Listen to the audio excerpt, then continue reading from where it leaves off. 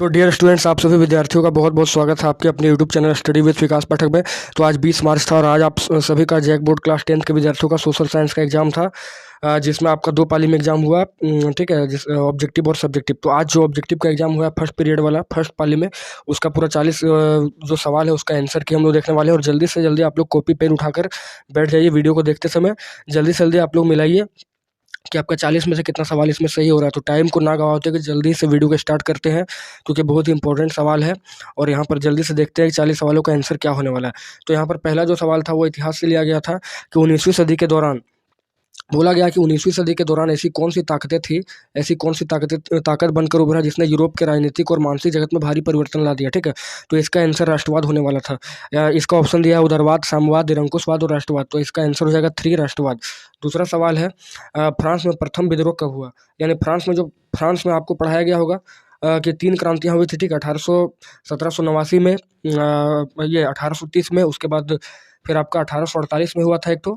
और देखिए यहाँ पर 1801 में तो हुआ ही नहीं था, तो इसलिए इसमें जुलाई की क्रांति हुई थी एक, उसको 1830 बोला गया। ठीक है, आगे।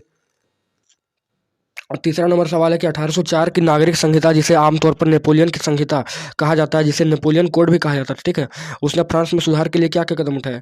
तो लुई 16 ने जितना भी अत्याचार किया था उसमें उसको सुधार करने के लिए नेपोलियन ने बहुत सारा सुधार के लिए अपना काम किया था, जिसको 1804 में नागरिक संहिता बोला गया था।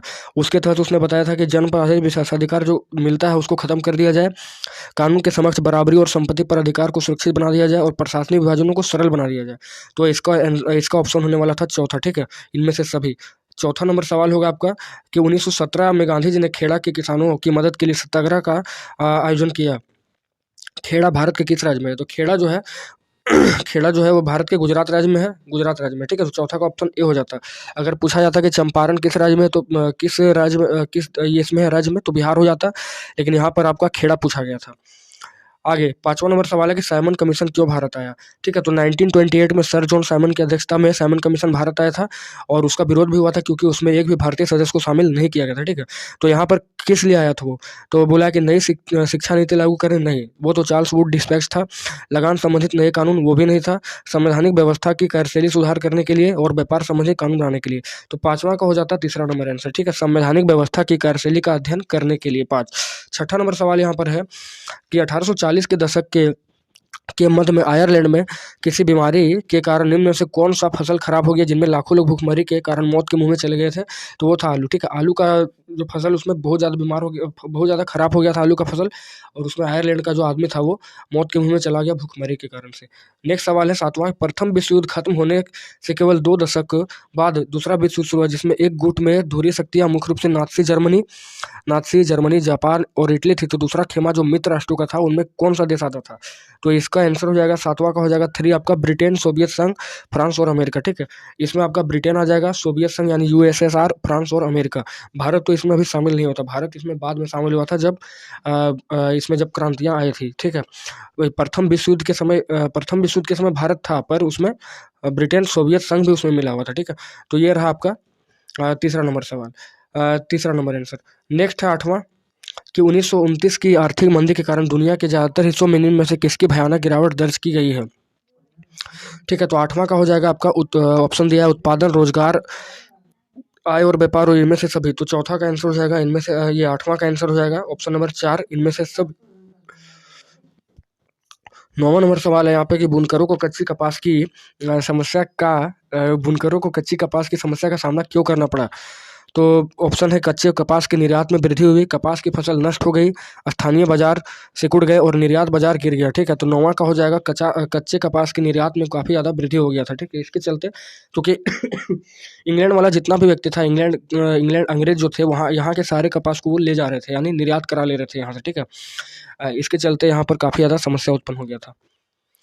नेक्स्ट है 10वां नंबर सवाल कि 19वीं शताब्दी के दौरान ब्रिटेन में सर्वाधिक गतिशील उद्योगों में से कौन था।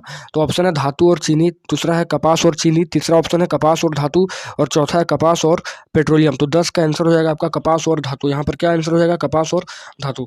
आगे है 11वां नंबर सवाल 11वां, मुद्रण तकनीक सबसे पहले कहाँ विकसित हुई थी? बहुत ही आसान सवाल था। मुद्रण तकनीक चीन में सबसे पहले विकसित हुई थी।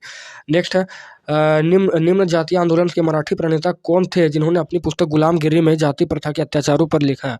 तो गुलामगिरी किताब जो लिखा था वो ज्योतिबा फूले ने लिखा था। ठीक है, 12वां का 1 हो जाएगा।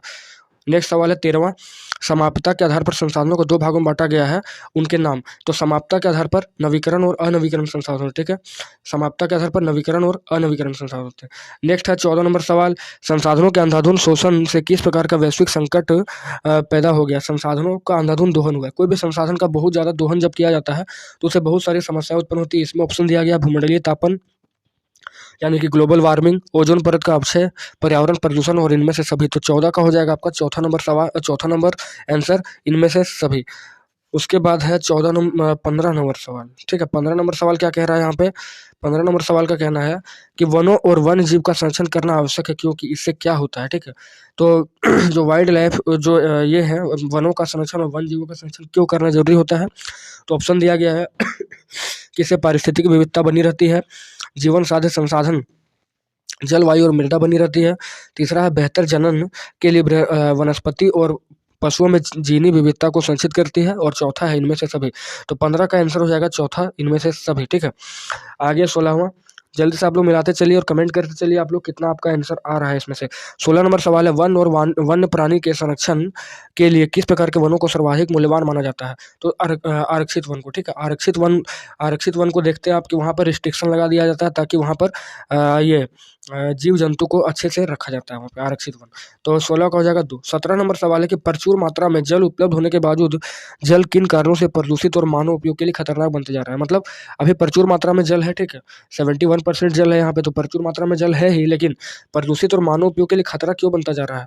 तो सबसे पहले है कि घरेलू और औद्योगिक अपशिष्ट के मिलने से जितना भी इंडस्ट्री है सबका डायरेक्ट उसका जो सप्लाई है वो डायरेक्ट नदियों के से हो जाता है। दूसरा, रसायनों के अधिक प्रयोग से बहुत सारा कीटनाशक और रसायन का प्रयोग किया जा रहा है, और हम लोग खेती में आजकल कीटनाशक और कृषि में बहुत सारे उर्वरकों का प्रयोग कर रहे हैं। ठीक है, तो 17 का हो जाएगा चौथा, यानी इनमें से सभी। नेक्स्ट सवाल 18वां नंबर है, मानसून के आगमन के साथ जो फसल बोई जाती है वो फसल किसके अंतर्गत आती है? तो मानसून के साथ जो बोया जाता है उसको हम लोग बोलते हैं खरीफ फसल। ठीक है, 18 का हो जाएगा 1 खरीफ फसल। 19वां नंबर सवाल है, पवन और सौर ऊर्जा संसाधनों की बहुतायत भारत के किस राज्य में अधिक पाई जाती है? सिर्फ पवन बोलता तो फिर कुछ आंसर अलग हो सकता है, लेकिन यहाँ पर सौर ऊर्जा भी बोला है। ठीक है, तो 19 का हो जाएगा 3, 19 का 3 राजस्थान, बिल्कुल सही आंसर होगा 3 इसमें। 20वां नंबर है कि जल और उर्वरक के अधिक और अविवेकपूर्ण प्रयोग से किस प्रकार की समस्याएं पैदा हो चुकी है?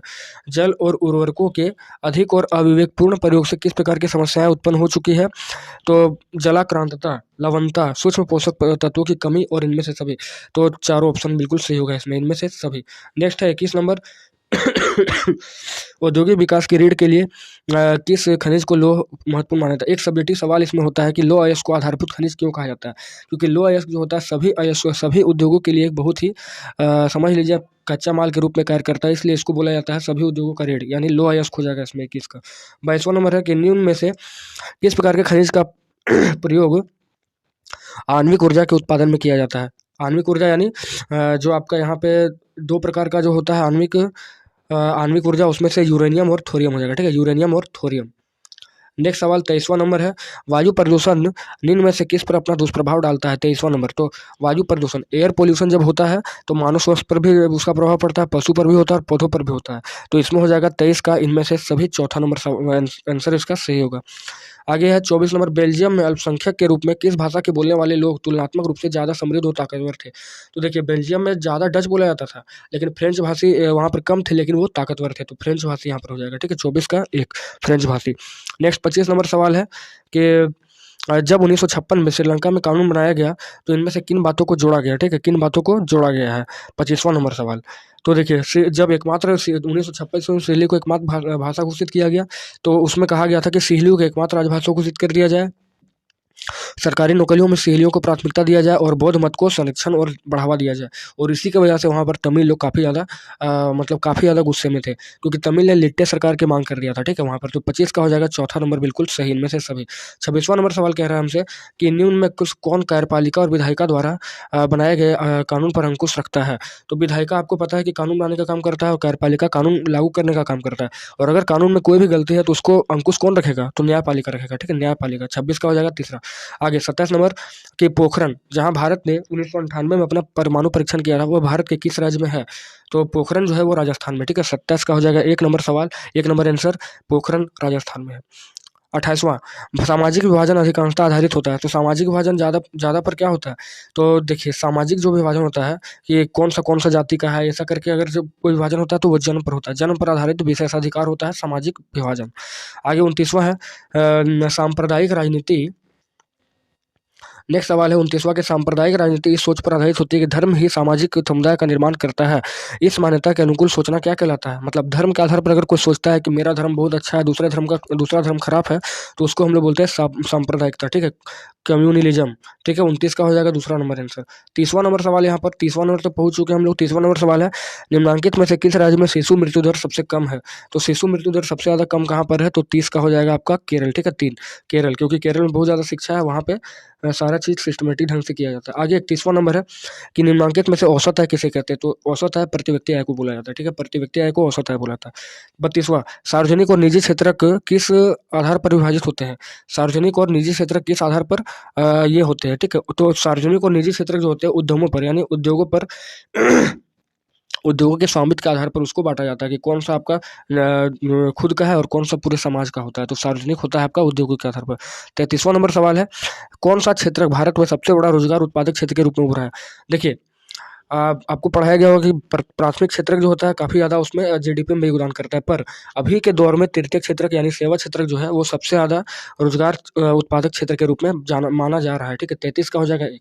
34वां नंबर सवाल है निम्न में से कौन महत्वपूर्ण मध्यवर्ती भूमिका प्रदान करके आवश्यकताओं के दोहरे संयोग की जरूरत को खत्म करता है? तो दोहरा संयोग क्या होता है? मुद्रा होता है, ठीक है, क्योंकि अगर मेरे पास मुद्रा है हम किसी के सामान को लेंगे, ठीक है। दोहरा संयोग का मतलब क्या है कि मेरा भी जरूरत पूरा हो और किसी और व्यक्ति का जरूरत पूरा हो, ठीक है, यानी अगर मेरे पास हमको चावल की ज़रूरत है और किसी व्यक्ति के पास मुद्रा है, तो वो हमको अपना मुद्रा देगा और मेरे से चावल ले लेगा। तो इसको मेन क्या होगा? 34 का 1 हो जाएगा मुद्रा। नेक्स्ट है 35वां नंबर की सामान्यतः बहुराष्ट्रीय कंपनियां उसी स्थान पर लगाई जाती है जहाँ क्या-क्या होता है? तो बहुराष्ट्रीय कंपनियां क्या होती है? जो 2 या 2 से अधिक देशों में काम करती है और जिसका प्रभाव बहुत सारे मतलब अन्य देशों में होता है, विदेशों में भी होता है, ठीक है। तो जब भी कंपनी कोई लगाएगा तो कहाँ लगाना चाहेगा? जहाँ पर उसके लिए बाज़ार नज़दीक हो, कम लागत पर उसको श्रमिक मिल जाए यानी लेबर मिल जाए और उत्पादन के अन्य कारक जैसे जल हो जाए, ठीक है, भूमि हो जाए, सारा चीज़ उसको वहीं पर अपना आदमी फैक्ट्री लगाना चाहेगा। तो इनमें से सभी हो जाएगा। 35 का हो जाएगा चौथा। नेक्स्ट 36वां नंबर सवाल, 36 नंबर तक पहुँच गए दोस्तों, जल्दी से जल्दी आप लोग मिलाकर कमेंट करते चलिए। नेक्स्ट है 36वां, विभिन्न देशों के बाज़ारों को जोड़ने या एकीकरण में निम्न में से कौन सा सहायक होता है? ठीक है, तो देखिए विदेशी व्यापार जो फ़ॉरेन ट्रेड जो होता है वो अपने दूसरे देशों को अपने साथ जोड़ने में काफ़ी ज़्यादा मदद करता है, ठीक है। नेक्स्ट है 37वां, 1960 के दशक में व्यवस्थित रूप में उपभोक्ता आंदोलन का उदय निम्न में से किन कारण से हुआ? उपभोक्ता आंदोलन जो हुआ था, तो उपभोक्ता का मतलब क्या होता है? कंज्यूमर, ठीक है। तो कंज्यूमर कभी भी कोई भी दुकानदार के पास जाएगा तो कोई भी जो ग्राहक होता है वो क्यों विरोध करेगा? जब उसको खाद्यान्न में अत्यधिक खाद्य की कमी हो जाएगी उसका, और जब कोई खाद्यान्नों में मिलावट हो जाएगा या जमाखोरी हो जाएगा तभी कर सकता है वो, और खाद्य पदार्थों में और खाद्य तेलों में मिलावट, तो इनमें से सभी हो जाएगा। 37 का हो जाएगा चौथा नंबर। 38 नंबर सवाल पर पहुँचे हम लोग। 38वां है संविधान में संशोधन करके लोकतांत्रिक शासन व्यवस्था के तीसरे स्तर को किस प्रकार बनाया गया है? ठीक है, किस प्रकार बनाया गया है? तो ऑप्शन है शक्तिशाली और प्रभावी, दूसरा है शक्तिशाली और अप्रभावी, तीसरा है संवैधानिक और अप्रभावी, और स्वतंत्र और अप्रभावी, ठीक है। तो 38 का हो जाएगा आपका दूसरा नंबर शक्तिशाली और अप्रभावी, ठीक है, शक्तिशाली और अप्रभावी, ठीक है, 38 का हो जाएगा दूसरा। नेक्स्ट है 39, अन्य जाति समूहों से भेदभाव कर उन्हें अपने से अलग मानने की धारणा इनमें से किस व्यवस्था पर होती है? तो वर्ण व्यवस्था, जो जाति के आधार पर इसको बांटा जाता है ना, जैसे पहले वर्ण व्यवस्था चलता था ब्राह्मण, शूद्र, क्षत्रिय और वैश्य, तो उस प्रकार का जो वर्ण व्यवस्था होता है, ठीक है, यानी कास्ट सिस्टम जो होता है वही इसका अन्य धारणा से बना रहता है। नेक्स्ट है 40वां और अंतिम सवाल आज का अंतिम सवाल है लोकतांत्रिक व्यवस्था में हित समूह या दबाव समूह की मुख्य उपयोगिताएं निम्न में से क्या है? ठीक है, तो 40 का देखते हैं कि पूजा हित समूह और दबाव समूह, ठीक है, हित समूह या दबाव समूह की मुख्य उपयोगिताएं क्या है? तो सरकार को सजग रखना। दबाव समूह क्या काम करता है? सरकार को बहुत सारा चीज़ बताता है, आगे आंदोलन जब कुछ होता है तो उसको सफल बनाया जाता है और राजनीतिक दलों पर यह प्रभाव डालता है, ठीक है। और तो इसका दिया गया ऑप्शन के हिसाब से चौथा नंबर बिल्कुल करेक्ट होगा। तो यहाँ पर हमने पूरा 40 तक हमने डिस्कस कर दिया है। आप एक-एक करके मिलाते चले होंगे, हमको उम्मीद ऐसा लग रहा है। और जल्दी से जल्दी आप लोग कमेंट करिए कि कितना सवाल आपका सही हो रहा है यहाँ पर। तो चलिए जल्दी से जल्दी मिला लीजिए, और चैनल पर नए हैं तो सब्सक्राइब करिए, क्योंकि यहाँ पर सारे जो जैक एग्जाम होने वाले हैं सबका आपको डिटेल में आंसर की दिया जाएगा। ठीक है, तो चलिए मिलते हैं नेक्स्ट वीडियो में, तब तक जय हिंद जय भारत।